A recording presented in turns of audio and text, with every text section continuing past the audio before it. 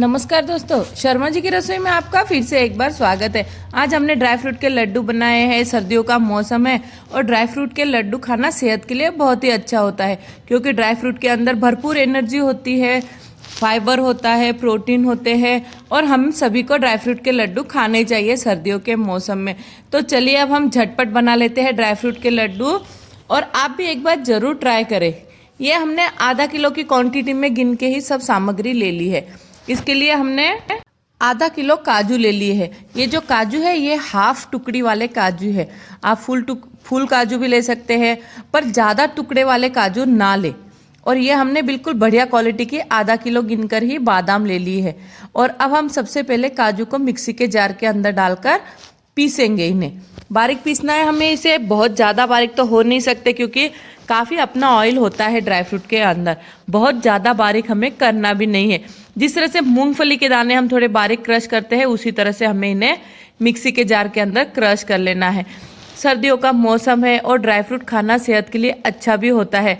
और हमने ये ड्राई फ्रूट के जो लड्डू बनाए, इसके अंदर कोई आटा नहीं डाला है और बिल्कुल बहुत ज़्यादा टेस्टी होते हैं ये। और अगर आप मेरे चैनल पर नए हैं तो तुरंत मेरा चैनल सब्सक्राइब कर लीजिए, बेल आइकन को प्रेस करें, ताकि आने वाली हर वीडियो की नोटिफिकेशन आपको मिलती रहे। और अब हम सबसे पहले हमने ये काजू को पीसा है, इसके बाद में बादाम पीसेंगे हम।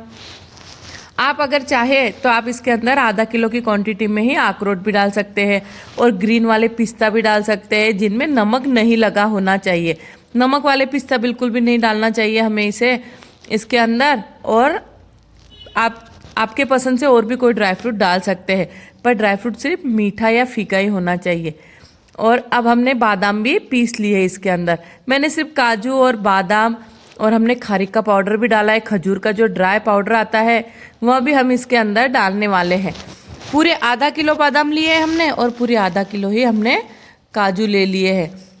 और अब हम इसके अंदर नारियल का क्रश भी डालने वाले हैं। नारियल को क्रश को हमने जो ड्राई नारियल होता है, इसे कीसनी से ग्रेटर से ग्रेट कर लिया है। और अब हम थोड़ा इन्हें मिक्सी के जार के अंदर भी पीस लेंगे बारीक, क्योंकि बारीक पीसने के बाद ही ऑयल इसका काफ़ी बाहर आ जाने वाला है। तो हमें बाइंडिंग के लिए थोड़ी हेल्प हो जाने वाली है इस ऑयल की। और अब हम इसे मिक्सी के जार के अंदर डालेंगे। ये नारियल का क्रश भी हमने आधा किलो ही लिया है। सभी सामग्री की क्वांटिटी हमने आधा आधा किलो ले ली है। और आप इन लड्डुओं को 1 महीना तक भी स्टोर कर रख सकते हैं, बिल्कुल भी ख़राब नहीं होते हैं ये लड्डू। खाने में भी बहुत टेस्टी होते हैं, ये बहुत ही लाजवाब होते हैं। और आप सुबह सुबह मॉर्निंग में एक लड्डू 1 गिलास दूध के साथ ज़रूर खाइए, और फिर देखिए आपकी स्किन में, बॉडी में कितना अच्छा ग्लो आता है, और आपकी हड्डियाँ भी मजबूत होगी। और यह जो हम एनर्जी वाले खाते हैं ये लड्डू, तो हमें 1 साल तक इनकी एनर्जी मिलती रहती है। जो एक हड्डियाँ हमारी कमज़ोर हो जाती है, जो हमारे बॉडी के अंदर हमें स्फूर्ति, तंदुरुस्ती जो चाहिए है, पूरे 1 साल टिकने वाली है इन लड्डुओं की। और सर्दियों के मौसम में पचने के लिए भी बहुत अच्छे होते हैं। हम ज़्यादा हेवी भी खाना खा सकते हैं सर्दियों के मौसम में, क्योंकि गर्मियों के मौसम में तो पानी पानी ही बहुत ज़्यादा पीते हैं हम। अब ये नारियल का क्रश भी हमने बिल्कुल तैयार कर लिया। और ये हमने खजूर का पाउडर लिया है, ड्राई खजूर का पाउडर, जो कि बाज़ार में आसानी से मिल जाता है शॉप पर। घर पे खजूर का पाउडर बनाना थोड़ा मुश्किल होता है, इसके लिए हमने ये खजूर का पाउडर डाला है। खजूर से भी खून बढ़ता है और सेहत के लिए खजूर बहुत अच्छा होता है। ठंडी के अंदर गर्मी देने का काम करता है ये खजूर का पाउडर। ये भी हमने आधा किलो की क्वांटिटी में ही लिया है। आप अगर इसके अंदर थोड़े से बड़े बड़े गठाने हो तो हाथों से ही इन्हें पूरा क्रश कर लीजिए। बहुत ज़्यादा बड़ी गठाने तो इसके अंदर नहीं होती है, बिल्कुल बारीक किया हुआ पाउडर होता है ये। और ये हमने आधा किलो ही चीनी का पाउडर ले लिया है। आप अगर चीनी और डालना, शक्कर और डालना चाहे तो आप और भी डाल सकते हैं। वैसे खजूर की भी मिठास है, और हमने ये आधा किलो ही चीनी डाली है इसके अंदर। शक्कर आपकी पसंद से आप डाल सकते हैं, आपको अगर ज़्यादा मीठा खाना पसंद करते हो। और ये हमने आधा किलो गोंद ले लिया है। गोंद बढ़िया क्वालिटी का है, पैकिंग वाला है, बिल्कुल सूखा हुआ है। अगर गोंद अंदर से गीला होगा तो अंदर से बहुत अच्छे से फ्राई गोंद नहीं होने वाला है। इन बातों का हमें ध्यान रखना चाहिए। और अगर आपके पास इससे मोटा वाला गोंद हो तो आप इसे बिल्कुल थोड़ा बारीक करके धूप में भी सुखा सकते हैं। धूप में सूखने के बाद गोंद अच्छे से फूल जाता है, पर यह पैकिंग वाला गोंद सूखा हुआ आता है, इसके लिए मैंने इसे सुखाया नहीं है। मिक्सी के जार के अंदर डालकर मैंने इसे बारीक पीस लिया है। ये हमने बिल्कुल घर का बना हुआ प्योर वाइट वाला देसी घी है। देखिए आप कितना दानेदार देसी घी है ये। आप मेरा घी बनाने का भी वीडियो देखें आप, मैं उसकी लिंक डिस्क्रिप्शन बॉक्स में दे दूंगी। बहुत बढ़िया तरीके से मैंने देसी घी बनाया है। और अब हम एक कढ़ाई के अंदर देसी घी डालेंगे। ध्यान रहे गोंद फ्राई करना थोड़ा बारीकी का काम है। गोंद फ्राई करना हमें बिल्कुल अच्छी तरीके से आना चाहिए। बिल्कुल भी हमें गोंद को जलाना नहीं है और गोंद को अच्छे से फ्राई भी करना है। बिल्कुल काला नहीं होना चाहिए गोंद।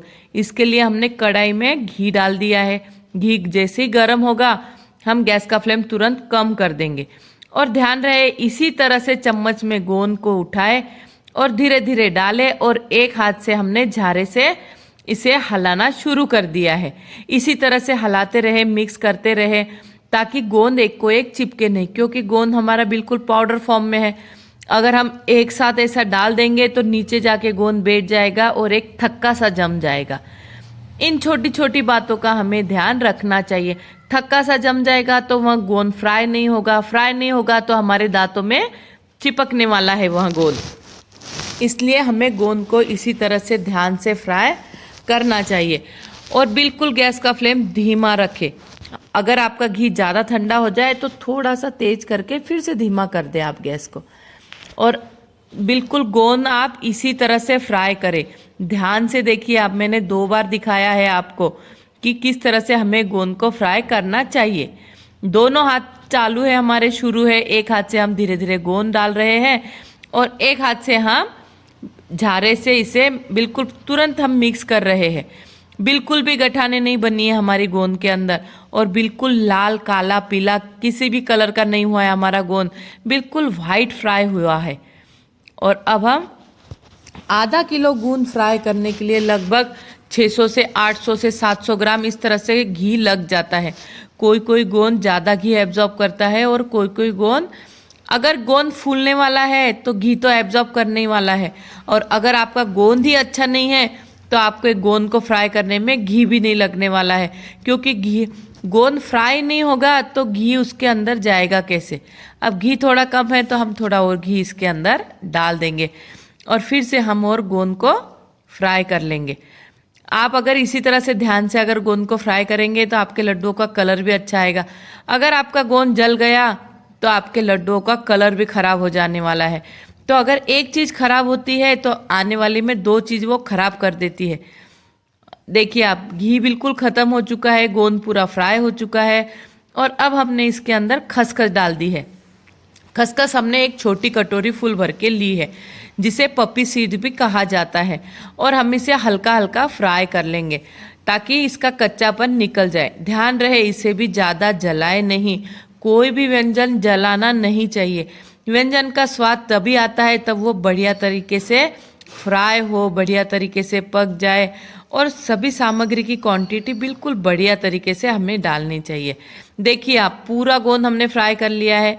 कोई कलर का फ़र्क नहीं है इसके अंदर, कोई कहीं काला पीला बिल्कुल भी नहीं है हमारा गोंद। और हमने बिल्कुल थाल पूरा भर चुका है हमारे गोंद से। देखिए आप, कितना बिल्कुल बढ़िया क्रश हो रहा है। और अब हम इस कढ़ाई के अंदर से इसे खसखस भी इसके अंदर डाल देंगे। कढ़ाई को भी साफ़ कर लेंगे हम, थोड़ा नारियल का क्रश डाल के या शक्कर का पाउडर डाल के या ये काजू का पाउडर डाल के इस तरह से, ताकि कढ़ाई के अंदर का घी पूरा निकल जाए। हम जब खाना बनाते हैं तब हमने इन छोटी छोटी बातों का ध्यान रखना चाहिए कि किचन में कोई भी चीज़ वेस्ट नहीं होनी चाहिए, वेस्ट नहीं होनी चाहिए। अगर हम इस तरह से वेस्ट करेंगे तो हमारा ज़्यादा प्रॉब्लम हो जाएगी। तो हमें वेस्ट ना हो, इन बातों का भी ध्यान रखना चाहिए। और अब हम अच्छे से चम्मच से पहले सभी सामग्री को मिक्स करने वाले हैं, क्योंकि अभी सामग्री हमारी पूरी ड्राई है तो हमें मिक्स करने के लिए आसानी होगी। शक्कर है, खजूर पाउडर है, काजू पाउडर है, बादाम पाउडर है और खसखस है। इतनी ही सामग्री और शक्कर है, इतनी ही सामग्री अभी हमने इसके अंदर डाली है। और अब हम इसके अंदर गोंद डाल देने वाले हैं। अब गोंद अगर आपको और भी बारीक चाहिए तो आप इसे थोड़ा प्रेशर देकर बारीक कर सकते हैं। वैसे हमने बारीक पहले कर लिया था तो अच्छे से फ्राई हो चुका है। थाली को भी हम अच्छे से साफ कर लेंगे क्योंकि गोंद के अंदर का काफ़ी घी थाली के अंदर आ चुका है, तो हमें यह थाली पूरी साफ कर लेनी चाहिए। इसी पाउडर से तो बहुत जल्दी थाली साफ हो जाती है ये। और अब थोड़ा हाथों से प्रेस करते हुए हम इनके अब अच्छे से पहले बैटर को मिक्स करेंगे और फिर इसके लड्डू बनाएंगे। थोड़े लड्डू बनाना थोड़े मुश्किल होता है, थोड़ा ताकत से बनाना पड़ते हैं ये लड्डू, पर आप चाहे तो थोड़ा घी भी इसके अंदर और डाल सकते हैं।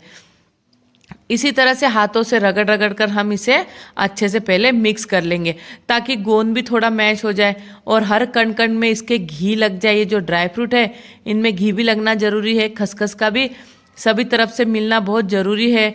और खसखस आँखों के लिए तो बहुत ही अच्छी होती है, रोशनी, आँखों की रोशनी को तेज करती है, दिमाग को शांत करती है, बढ़िया नींद आती है खसखस खाने से। और ठंडियों के मौसम में तो बिल्कुल खसखस खाना ही चाहिए हम सबको। और अब हम इसके लड्डू बनाएंगे। अगर आपके लड्डू बांधने में थोड़ी प्रॉब्लम है तो आप थोड़ा सा घी गरम करके उसके अंदर और डाल सकते हैं, पर बहुत ज़्यादा घी ना डालें इसके अंदर। अब इस तरह से हम सभी लड्डू रख देंगे। पूरा घी लग चुका है हमारा डिब्बे के अंदर का, लगभग 800 से 900 ग्राम घी था इसके अंदर। घर का बना हुआ था, इसके लिए तोला हुआ नहीं था ये घी। घी की मात्रा थोड़ी बहुत ज़्यादा भी हुई तो कोई फ़र्क नहीं पड़ता है। और लड्डू बनने के बाद हाथों को ज़्यादा बैटर लग जाता है तो इस तरह से छुरी से हमें हाथों को साफ कर लेना चाहिए ताकि बाकी लड्डू हमारे आसानी से अच्छे से बन जाए, वरना हाथों को बैटर चिपकेगा हुआ रहेगा तो फिर ऊपर से फिर से हमारा लड्डू बनने को प्रॉब्लम होगा। तो अगर आपको लगे कि बैटर में लड्डू नहीं बन रहे हैं तो थोड़ा घी गरम करके डाल सकते हैं। और अगर आपको सर्दियों का मौसम में बहुत जल्दी जम जाता है घी, इसके लिए यह लड्डू बनाने को थोड़ा प्रॉब्लम होता है।